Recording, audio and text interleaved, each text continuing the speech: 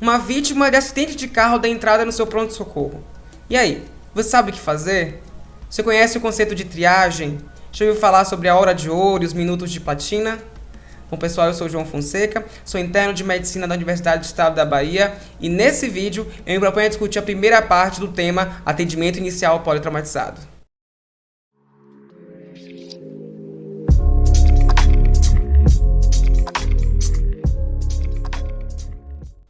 E antes da gente iniciar a discussão sobre atendimento inicial ao politraumatizado propriamente dito, é muito interessante conhecer a história por trás disso. E a história muito se passa com o trágico acidente da família Steiner. O Dr. Steiner, que é médico, é também piloto de avião. E no ano de 1976, ele estava retornando de um casamento com sua família, sua esposa e 4 filhos, pilotando um avião. Próximo a Nebraska, ele sofreu intercorrência no voo e o avião caiu. A sua esposa morreu no local do acidente, no momento do acidente. Seus filhos estavam inconscientes, exceto um, que estava acordado com uma lesão leve na mão. Com o esforço e ajuda desse filho, ele conseguiu retirar os outros filhos de dentro do avião e conseguiu chegar até uma pista e conseguir ajuda e ser encaminhado até um hospital mais próximo. Chegando no hospital, começou a sua peregrinação. O hospital estava fechado e levou certo tempo para não só abrir o hospital, como também reunir uma equipe de atendimento.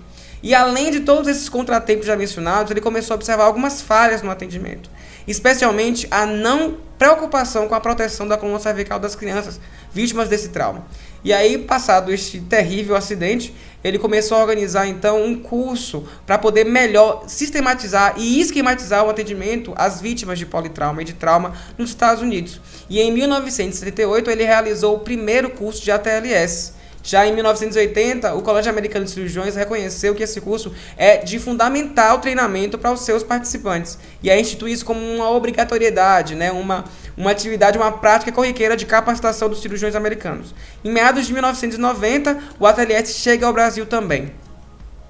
Então, iniciando a discussão agora por conceitos, o que é trauma? Né? Trauma é uma palavra que vem do grego e significa ferida. São ocorrências súbitas, não previstas e indesejáveis que, de forma mais ou menos violenta, atingem o indivíduo, produzindo-lhes dano ou lesão. De forma mais simples, é a transferência de energia, seja ela mecânica, elétrica, térmica, química ou até radioativa, dentre outros tipos de energia. Ela oferece potencial risco de morte à vítima. Então, para ter algumas palavras-chave na mente em termos de conceito do trauma, são ocorrências súbitas, não desejadas, intensas, que provocam dano à vítima e oferecem risco de morte. Em termos de exemplos do cotidiano que a gente pode ter sobre o trauma, são os acidentes automobilísticos, as lesões por arma branca, as facadas, a violência interpessoal, como por exemplo uma lesão secundária a um soco, enfim, a uma briga interpessoal, as lesões por arma de fogo, como por tiros, e quedas, sejam elas quedas de altura considerável ou até quedas da própria altura, produzindo dano e risco de vida. E o politrauma é a mesma coisa? Não, o politrauma é algo diferente, tem um conceito diferente. São as vítimas portadoras de lesões em 2 ou mais sistemas e órgãos, onde pelo menos uma ou a combinação delas representa risco de morte. Por exemplo, nós temos 2 situações conhecidas de muitas pessoas. Nós temos a fratura que ocorreu na perna do lutador Anderson Aranha durante uma luta. E aqui nós temos um trauma, uma fratura de perna, mas que não necessariamente oferece risco de vida. Diferente da ocorrência com o piloto Michael Schumacher, que como produto de um acidente de esqui, além de fraturas e algumas escoriações, ele teve também um trauma crânioencefálico, que é uma lesão importante ameaçadora de vida, caracterizando o politrauma. Em termos de epidemiologia do trauma, o trauma é a segunda maior causa de morte no mundo e é a primeira maior causa de morte em jovens no Brasil.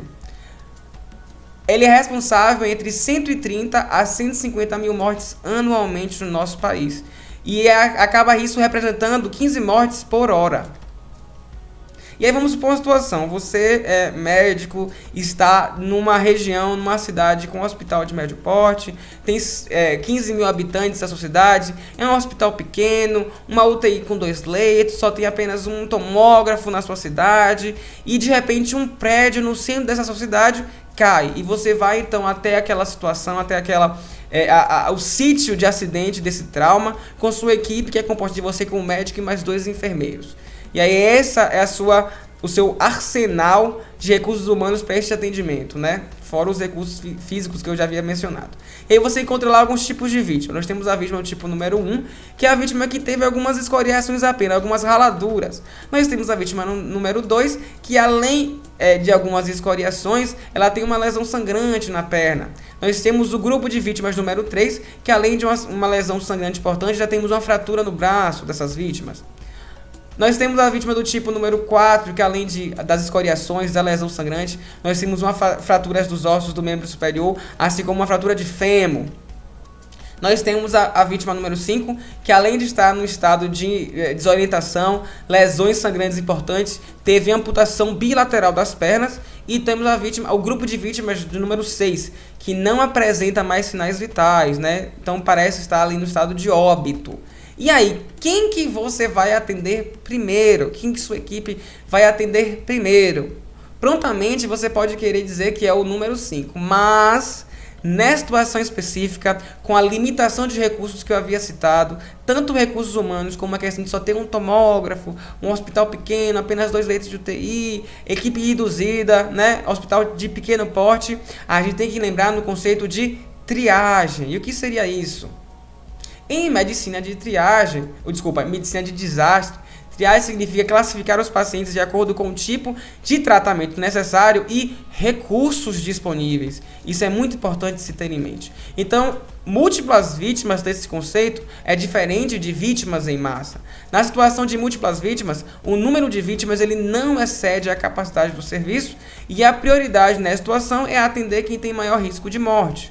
Mas nas vítimas em massa, o número de vítimas eles excede a capacidade dos serviços disponíveis. E nessa situação, a prioridade é atender quem tem maior chance de sobrevida. Outro conceito importante ainda nessa seara de discussão é a diferença entre desastre e catástrofe. No desastre, nós podemos ilustrar como uma boate Kiss, né, que foi um evento do trauma no Brasil, na história brasileira, importante, e resultou em quase 1.000 vítimas, sendo que mais de 200 foram mortas e mais de 500 feridas. Então nós temos nessas situações de desastre um grande número de vítimas, e isso impõe limitação ou desafia o limite na capacidade de socorro e dos serviços e excede os recursos locais para esse atendimento. É diferente de catástrofe, que nesse caso nós podemos citar, por exemplo, a ocorrência de Brumadinho, né, o rompimento da barragem de Brumadinho, que o número de vítimas é muito maior do que a situação de desastre e também envolve meio ambiente. E o meio ambiente, a natureza, ela vai impor limites para abastecimento, transporte, comunicação e até de acesso ao local do acidente. Outro conceito importante é sobre cinemática no trauma. A cinemática no trauma nada mais é do que a anamnese do trauma. É conhecer a história da ocorrência desse trauma. Porque, por exemplo, vamos dizer que nós temos essas 2 cenas no seu pronto-socorro. Nós temos 2 vítimas do politrauma aparentemente demandando as mesmas intervenções. Mas quando a gente conhece a história, a cinemática desse trauma, observamos diferenças fundamentais. Como, por exemplo, as 2 sim, são advindas de um acidente automobilístico. Porém, a segunda vítima aqui destacada, no caso da ocorrência relacionada a ela, nós tivemos um óbito no local. O que denota pra gente um trauma de maior energia, né? Maior do que esse, que aparentemente nós temos uma batida de carro também, mas sem maiores repercussões. Então, por esse ser um trauma de maior energia, que resultou como óbito no local, o óbito no local alerta pra gente que essa vítima vai demandar uma atenção mais de perto, tá? Possivelmente com mais intervenções mais apropriadas, e que isso aqui tem repercussões maiores do que, por exemplo, esta ocorrência. Então, conhecer a história do trauma, conhecer a cinemática do trauma é fundamental para um atendimento ao politraumatizado de qualidade. E ainda um pouquinho sobre pré-hospitalar. Tempo no pré-hospitalar é fundamental. Conhecê-lo é fundamental. Tempo é trauma. Então, por isso, criou-se alguns conceitos relacionados a isso. Como a exemplo da hora de ouro. O que é a hora de ouro? É um conceito que fala que o tratamento definitivo deve ser instituído ainda na primeira hora. Mas é aquela coisa, não é literalmente na primeira hora, mas sim o mais breve possível. Por que isso? Porque quanto mais o tempo passa, mais o corpo colapsa, mais os efeitos secundários do trauma vão oferecer maior risco de morte àquela vítima. É tão importante um atendimento inicial rápido, preciso, bem feito, para se instituir mais rapidamente e prontamente terapia definitiva, que se criou o conceito dos 10 minutos de platina. E o que é os 10 minutos de platina? Ele fala sobre gastar somente 10 minutos com um doente grave no local do acidente. Ou seja, prontamente o socorrista deve avaliar, estabilizar a vítima, estabilizar de forma eficaz para transportar, não é transportar de qualquer jeito, deve garantir a estabilização adequada, coletar a história o mais brevemente possível e avisar o hospital receptor daquela vítima que está encaminhando uma vítima de politrauma. Então, prontamente não vai se gastar tempo com a vítima no local, mas sim vai transportá-lo imediatamente bem estabilizado para um centro de trauma, buscando, assim como a Hora Ouro, instituir a terapia definitiva o mais rápido possível. É importante conhecer a curva trimodal do trauma. A curva trimodal do trauma fala sobre as mortes, as fatalidades associadas ao politrauma. O primeiro pico desta curva é aquele relacionado a mortes instantâneas. Elas vão ocorrer de segundos a minutos pós-trauma. Ela computa, em geral, 50% de todas as mortes do trauma. E o que ocorre nessa situação? São as lacerações de cérebro, aorta, medula e coração que são incompatíveis com a vida. Por isso que a morte é instantânea. Nós temos o segundo pico de morte no trauma, que vai ocorrer entre minutos a hora após o acidente. Aqui computa-se 30% a 40% do total de mortes relacionadas às curvas de trauma. E o que ocorre aqui? São as rupturas de baço e de fígado, os hematomas epidural e subdural, o hemopneumotórax, fraturas pélvicas, fraturas de ossos longos e lesões abdominais. E nós temos, por fim, um terceiro pico de mortes mais tardio, e ele vai estar associado à sepse e a síndromes de insuficiência de múltiplos órgãos e sistemas. O atendimento inicial pelo traumatizado, quando bem feito e bem eficaz, ele busca minimizar o segundo pico de mortes da curva trimodal do trauma. E o primeiro pico de morte, João, como minimizar isso aqui? Aqui é através das campanhas de políticas públicas, das prevenções, do controle político-social para evitar o trauma. Por exemplo, a lei seca, a fiscalização, dentre outros fatores. Quais são as regras gerais da sala do trauma? O primeiro ponto é avaliar e depois executar a ação apropriada. Sempre garantir a segurança da equipe, mesmo dentro de um ambiente controlado como um hospital. A segurança da equipe ela deve vir sempre em primeiro lugar. Não deixe a adrenalina da emergência lhe guiar pelo instinto. Isso não é correto. Sistematizar é importante. Não há espaço para improvisos no atendimento ao politrauma. Qual é o papel do líder de equipe? Ele deve coordenar e avaliar a qualidade dos cuidados oferecidos. Deve falar diretamente aos seus membros, dando comandos de forma objetiva e clara. Deve sim ser gentil, porém firme. Não há espaço, não é o momento de debater decisões na hora do atendimento ao politraumatizado. E a equipe? Qual é o papel da equipe nesse contexto? É estar a postos e dispostos. Deve ouvir o líder com atenção e seguir os seus comandos. Mas que você, como membro da equipe, ache que sabe mais do que o seu líder, ou que possivelmente, eventualmente, você possa saber mais do que seu líder, aquele não é o momento de desafiar ou debater o líder, é de seguir comandos. E além disso, deve-se dar o sinal de retorno ao líder quando a ação que ele comandou, que ele deu o comando, for executada. Por exemplo, nessa situação, o Johnny fala: Johnny 2, pegue um acesso venoso periférico com Jaco 18 e corra 500 ml de zinc lactado. Entendido. Ele vai lá, faz a ação e volta e dá o sinal de retorno. Acesso venoso garantido, 500 ml de zinc lactado correndo. Então assim nós temos uma cadeia de comando e resposta. É eficaz e essencial para um atendimento de qualidade. Em termos de sistematização do atendimento do trauma, como é que funciona essa avaliação inicial, essa abordagem inicial? Na verdade é feita por etapas, e somaticamente a preparação, e isso tem a ver inclusive com a comunicação do atendimento pré-hospitalar a hospitalar, avisando que está levando uma vítima e dando até algumas informações iniciais. Por exemplo, é uma vítima de queimadura extensa, que vai ser diferente de uma vítima de acidente de carro. Então a própria equipe aposta para receber essa vítima vai se preparar, diferenciando essas informações, inclusive aquecendo o soro, caso precise fazer uma reposição volêmica no choque, porque o soro deve ser aquecido, e garantindo que tem todos os equipamentos, os elementos, ainda na preparação. Então, o segundo passo é a triagem, isso segue com o exame primário e reanimação. O quarto passo são as medidas auxiliares ao exame primário, o quinto passo é o exame secundário, e o sexto já envolve as medidas auxiliares ao exame secundário. O sétimo é a reavaliação e monitorização contínua. E o oitavo é o tratamento definitivo. Bom, o paciente chegou. E aí, qual é o primeiro passo do atendimento? Bom, o primeiro passo primordial é manter-se calmo. O trauma é uma das situações de maior adrenalina na emergência, especialmente o paciente politrauma. Então, perder o controle, perder a calma é muito fácil. E uma vez que você perde o controle, perde a calma, é muito mais difícil do que você controlar-se. Então, evitar a perda da calma é fundamental para iniciar um bom atendimento.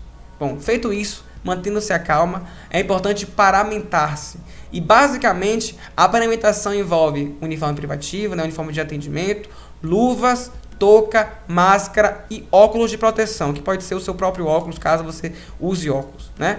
Além disso, como a gente vê, por exemplo, em Grey's Anatomy, pode ser também fornecido um avental descartável, um jaleco descartável, para poder evitar contato com fluidos e sangue, tá? Mas esse aqui seria a paramentação básica do atendimento inicial para o traumatizado.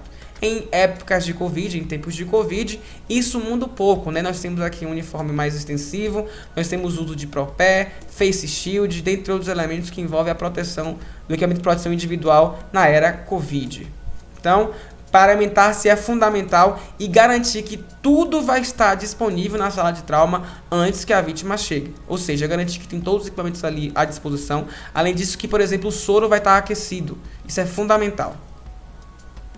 Bom, e aí lembrar da abordagem inicial do paciente crítico, de qualquer paciente crítico, é o mover e o HGT. HGT que hoje é considerado em algumas literaturas, por alguns autores, de forma mais informal, como até um sinal vital. E o que é o mover?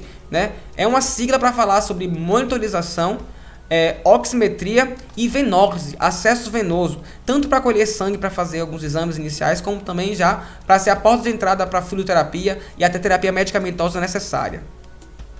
E aí nós temos o famoso mnemônico do atendimento do trauma, o ABCDE. O A que envolve vias aéreas, do inglês airway, o B que envolve respiração, o breathing, o C que é circulação, circulation, o D que é disability, ou desabilidade, mas que na verdade fala a favor sobre questões neurológicas, né? E o E sobre a exposição ou exposure.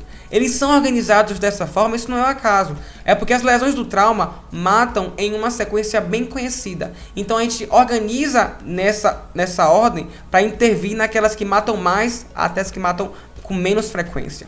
E aí, mais recentemente, foi instituído-se o X inicialmente. Esse X que na verdade fala sobre a atenção para hemorragias e sanguinações importantes que devem ser, antes de iniciar as intervenções do ABCDE, contidas, ainda tanto no atendimento pré-hospitalar como também no hospitalar inicial. E um dos maiores objetivos aqui é estabilizar o paciente e evitar a progressão das lesões. O ABCDE, ele é circular, digamos assim. Ele é feito de uma forma contínua. E o interessante dele é que na confusão, não há confusão. Como eu já havia comentado, a situação do trauma é uma das que oferece maior tensão e adrenalina à emergência, né? Então é muito fácil que você esteja no C e possa se perder, tipo, ou eu tô no C, eu tô indo pro D, ou eu já tava no D, e agora? Então na confusão não há confusão. Se perdeu, volta pro ABCDE, volta pro início, volta pro A. Tá confuso, tem que passar pro próximo? Volta pro A. Na confusão, não há confusão. Se perdeu, volta pro A. E aí, sempre que você também achar uma lesão ou uma alteração em alguma dessas letras, deve-se corrigir, primeiramente, antes de passar para a próxima letra. Algumas literaturas falam que depois que você corrige, deve iniciar e voltar pro A. Né? Então, por exemplo, eu estou indo no A sem alteração, o paciente não tem alteração no B, mas no C tem uma alteração. Eu vou lá e corrijo aquela alteração, corrijo aquela discrepância, e aí eu posso ou seguir para o D ou voltar para o A. Ambas as condutas estão corretas. No exame primário, é basicamente ABCDE. No exame secundário, é o ABCDE que vai ser sempre continuado, mas um questionário chamado de SAMPLA, que também é um mnemônico. O S, teoricamente, na questão clínica, envolve sintomas, mas aqui a gente pode pensar em cinemática do trauma, né, que é a anamnese do trauma. Além disso, o A é de alergias, o M é de medicamentos em uso, o P é de passado médico ou prenhez, o L sobre lunch, o que comeu, o que ingeriu nas últimas horas, e o A é de ambiente, o que aconteceu, o que ocorreu, que casa um pouquinho com a história da cinemática do trauma. É também conhecido como momento de avaliação da cabeça aos pés. É o momento que você vai fazer o exame físico completo, buscando outras lesões secundárias, para além daquelas primárias do trauma. E isso vai ser feito, o exame primário e secundário, continuamente, até a instituição do tratamento definitivo. com o pessoal. Aqui são as referências dessa aula que vocês podem consultar, se aprofundar e ler mais sobre o tema. E no próximo vídeo nós vamos falar especificamente sobre o ABCDE, cada letrinha, o que fazer e falar também sobre exame secundário. Muito obrigado e fique atento para o próximo vídeo sobre atendimento inicial politraumatizado. Até a próxima. Tchau, tchau.